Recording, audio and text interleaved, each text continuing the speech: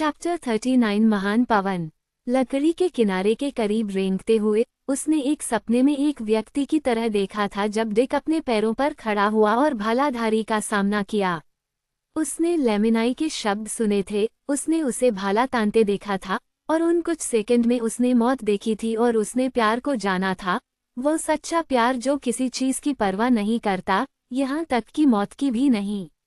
उन कुछ सेकंडों में आत्मा लुप्त हो गई और उसके साथ ही वह जादू भी लुप्त हो गया जिसने उसे बचपन से बांध रखा था, वह जादू जिसे राग या द्वेष नहीं तोड़ सकते थे, जिसे कनक के मन में कोई भी चीज नहीं तोड़ सकती थी। जैसे ही घातक प्रहार के लिए हाथ पीछे की ओर बढ़ा, उसने खुद को आगे बढ़ाया, लेमिनाई धरती पर गिर पड़ा, भाला उसके हाथ से उड़ गया और डिक ने उसे पकड़ लिया। बेकार, लेकिन एक बात के लिए लेमिनाई के आदमियों से जो चीख निकली जब डिक ने भाला पकड़ लिया, चिल्लाया, कटाफा। तुरंत उन्होंने उसे पहचान लिया, वो लड़की जो मर चुकी थी, वो तमन्ना नाइट जिसे कोई भी आदमी छूने की हिम्मत नहीं कर सकता था, जिसने किसी भी आदमी को छूने की हिम्मत नहीं की। उन्होंने देखा कि उसका भूत लेमिनाई से चिपका हुआ था और टूटकर वे शापित कुत्तों की तरह भागे, जंगल को अपनी चीखों से भर दिया। लेकिन लेमिनाई भागा नहीं, जमीन पर लौटते हुए उस जीव से खुद को छुड़ाने के लिए संघर्ष करते हुए जिसने उसे अपनी गिरफ्त में ले रखा था, अपने बालों में दांत और अपनी गर्दन के चारों ओर बाहें और अपने पैरों को जकड़े हुए, डर या क्रोध में घोड़े की तरह चिल्लाते हुए उसने उठने की कोशिश की, जबकि डिक भाला पकड़े हुए उसे मारने की हिम्मत नहीं कर रहा था। उसने कटफा को उसे छोड़ने के लिए कहा। फिर जैसे ही एक महान और शक्तिशाली प्रयास के साथ वह जानवर आधा ऊपर उठा, डिक ने अपना मौका देखकर भाले को उसके खुले मुंह में घुसा दिया, वार के साथ बट को ऊपर उठाया ताकि उसकी नोक गर्दन से बाहर निकल आए।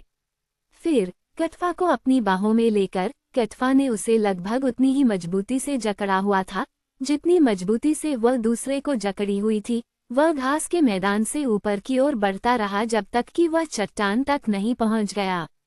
वह दक्षिणी जंगल की ओर बढ़ रहा था, जहां खराब जमीन उन्हें छिपने और सुरक्षा देने के लिए जगह देती, लेकिन जैसे ही वह शिखर पर पहुंचा, किसी चीज ने उसे जकड़ लिया और उससे कुश्ती लड़ी और उसे पीछे धकेलने की कोशिश की। ये हवा थी, बाघ की सांस की तरह गर्म, दक्षिण दिशा से आती हुई, साफ रात में यह आई थी, जबरदस्त और अचानक, जैसे कोई विशालकाय द्वीप पर उछल पड़ा हो, चिल्लाते हुए, पेड़ों को आपस में टकराते हुए, शाखाओं को टकराते हुए, पत्तियों को उखाड़ते हुए और अखरोट को तोप के गोलों की तरह उड़ाते हुए।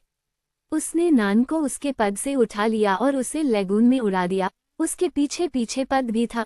उसने लंगर डाले हुए बेड़े के पालों को उतार दिया और उन्हें बर्तन धोने के कपड़े की तरह उड़ा दिया।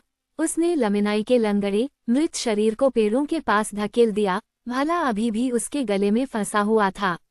डिक अपने चेहरे पर कटफा के बालों को लहराते हुए, आधे झुके हुए, लगभग अपने पैरों से उड़ते हुए, चट्टान के नीचे शरण लेता है।